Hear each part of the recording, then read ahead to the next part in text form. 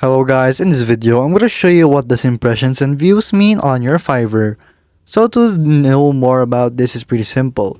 So here we are in the Fiverr's website. This is a guide for you guys. So basically impressions mean these are the numbers of the times that your gig has appeared on Fiverr's thumbnails. So such as this one. So these are the types of gigs that's going to show up. So this will be an indicator that your gig will show up in your Fiverr. So that is your impressions. So a good impression would be around 50 to 100 in a month on your first gig right here. And that's a good one for at least a month, I think. So here, next we have your clicks. So I think that's common sense where these are the clicks after the user will see in the homepage in the category sub or the subcategory case in the page or search or user page. So it's gonna be right here. So if I click this, this will be measured as a click and their profile. It's just that simple. So there you go guys, that is the meaning of your impressions and views on Fiverr.